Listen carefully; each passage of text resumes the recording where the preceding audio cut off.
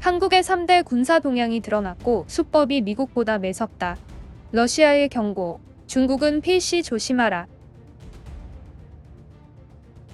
태평양을 향한 야심을 노골적으로 드러내고 있는 중국이 미국 해군에 도전장을 내밀면서 인도태평양 바다가 뜨겁게 달아오르고 있습니다. 중국은 지난 몇 년간 국영조선소를 총동원해 군함을 대량으로 찍어내고 있으며 항공모함과 강습상륙함, 구축함, 잠수함 등 서방의 해군 강대국이 보유한 함정을 자체적으로 확보했습니다. 새롭게 건조된 함정들은 대만해협과 남중국해 등에서 훈련을 거듭하며 전투력을 키워나가는 모양새인데요. 이 때문에 대북 대응에 초점을 두던 우리나라의 국방정책도 대중견제를 위한 대양 해군 건설로 변화하고 있습니다. 우리 해군은 지난 6월 잠수함 발사 탄도미사일 수중 발사에 성공하며 세계 8번째 SLBM 보유국이 됐습니다.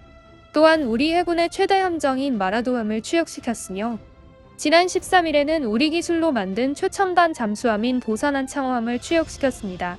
또한 향후 세종대왕급 구축함보다 더 강력한 성능을 갖춘 KDX-3 배치2 3척, KDDX 구축함 6척, 차기 울산급 호위함 6척, 4,000톤급 잠수함 6척을 추가로 건조할 예정이며 경항공모함 건조를 확정하는 등 인도태평양 시대를 준비하고 있습니다.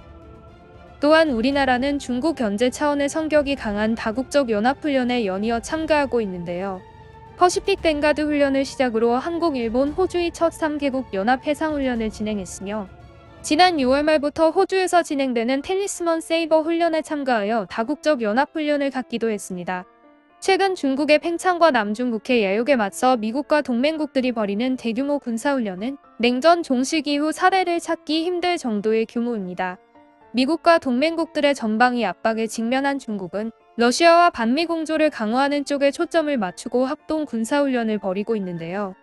최근 치러진 중국과 러시아의 군사훈련에는 최신 무기들이 대거 투입됐을 뿐만 아니라 처음으로 장갑 차량 등 중국 측 무기를 러시아군이 공유해 활용하기도 했습니다. 이처럼 중국과 러시아가 반미전선을 구축하고 있는 가운데 중국 군사 전문 매체 신화군사망은 한국은 중국이 경계해야 할 국가로 최근 매서운 군사 동향을 드러내고 있다며 러시아도 한국을 조심하라며 중국에 경고했다고 보도했는데요. 자세한 기사 내용 번역해 드리겠습니다. 한국의 3대 군사 동향이 드러났고 수법이 미국보다 매섭다. 러시아의 경고. 중국은 필시 조심하라. 오늘날 중국 최대의 적은 미국이며 우리는 항상 미국의 행동을 경계해왔다. 그러나 사실 미국 외에도 중국이 경계해야 할 상대가 더 있다. 그 상대는 바로 한국이다. 최근 한국은 자국의 상륙 공격 역량을 강화하고 잠수함 발사 탄도미사일 시험 발사에 성공했으며 다국적 연합훈련에 참여하는 등 3가지 군사 동향을 드러내고 있다. 한국은 이러한 행위가 어떠한 특정 국가를 겨냥한 것은 아니라고 분명히 밝혔으나 이와 같은 이중적인 수법은 미국보다도 매섭다. 러시아는 이에 대해 다음과 같이 경고하고 있다. 한국은 중국의 항의에도 불구하고 미국과 호주의 합동 군사훈련에 참여함으로써 중국의 군사적 압박을 가하겠다는 분명한 뜻을 내비쳤다. 따라서 중국은 한국에 대해 더욱 조심해야 한다. 한국은 단기간에 3가지 군사 동향을 동시에 드러내고 있는데 사실 이 3가지 군사 동향의 근본적인 원인은 모두 똑같다.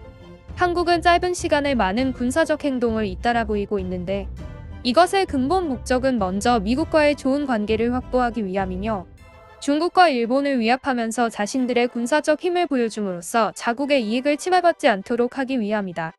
많은 사람들은 일본이 중국 주변에 숨은 군사강국이라는 사실을 알고 있다. 그런데 이는 사실 한국도 마찬가지이며 오히려 일본처럼 평화헌법에 제약이 없는 한국은 첨단 무기 연구개발에 있어서 일본보다 더 많은 성과를 이뤄냈다. 한국은 라이징 스타로서 동아시아 몬스터하우스의 간판에 충실하며 엄청난 군사력을 보유하고 있다. 글로벌 화력지수가 제공하는 자료에 따르면 한국의 상비군은 현재 60만 명으로 140개 국가 중 7위에 해당한다. 또한 한국은 300만 명이 넘는 대규모 예비군과 민방위군을 보유하고 있다. 이에 반해 일본의 예비군은 수만 명에 불과해 한국의 극히 일부에 불과하다. 따라서 군사력 측면에서 한국이 일본을 거의 압도할 수 있다. 물론 현대전은 병력 숫자가 중요한 것이 아니라 병사와 무기의 질적 측면이 더 중요하다고 말할 수 있다. 그러나 질적인 측면에서 보더라도 반드시 일본군이 한국군에 비해 우위에 있다고 말하기 어렵다. 예를 들어 한국 군대는 역사적 문제로 인해 항상 긴장감을 유지하고 있으며 한국 군대의 엄격한 훈련은 세계적으로도 유명하다. 육군의 얼굴인 주력 전차를 비교해보면 일본의 십식 전차는 K2 전차보다 열등하다. 물론 십식 전차도 세계에서 가장 발달한 주력 전차 중 하나이며 과소평가되어서는 안 되지만 장갑과 주포 모두 K2가 더 강력하다. 한국은 북한의 남하로부터 국경을 방어하기 위해 강력한 전차 군단을 구축했으며 양적으로도 총 2,350대를 보유해 1,000대 미만인 일본에 크게 앞서고 있다. 또한 현재 한국은 세계에서 5번째로 큰 공군 전력을 보유하고 있다. 일본과 한국의 공군은 미국 전투기로 무장하고 있으며 장비 수준도 비슷하고 세대 차이도 없다. 두 나라는 거의 동시에 F-35를 도입했으며 이외에도 미국 전투기들로 무장하고 있다. 다만 한국이 일본보다 조금 더 많은 전투기를 보유하고 있으며 KF-16과 F-15K가 일본의 F-2와 F-15J보다 성능이 조금 앞선다. 그러나 일본은 대형 수송기나 조기 경보기 같은 군수 지원 분야에서 한국보다 강하다. 따라서 두 나라의 공군 전력은 대등하며 각각의 이점이 있다. 일본 해상자위대 함대의 총 톤수는 50만 톤이 넘으며 한국 해군은 약 33만 톤이다. 한국 해군의 전반적인 전력은 세계적으로 앞서 있지만 여전히 일본과는 격차가 있다. 그러나 그 전에 우리는 일본 해상자위대의 별명이 미칠함대 휘하의 대전 방공대라는 사실을 잊지 말아야 한다. 한국이 보유한 세종대왕급 구축함은 오늘날 세계에서 가장 많은 수직 발사 시스템을 장착한 구축함이다. 일본의 마야급 구축함은 알레이버크 플라이트 3의 축소판이며 성능은 확실히 알레이버크에 뒤처진다. 마야급은 아타고급에 비해 대수량이 높아져 일본 최초의 1만 톤급 구축함이지만 대한미사일 탑재 능력은 세종대왕급보다 약하다. 잠수함 측면에서 보면 일본의 소류급 잠수함은 수중 배수량이 4,000톤에 달하는 첨단 잠수함이며 그 성능은 매우 강력하다.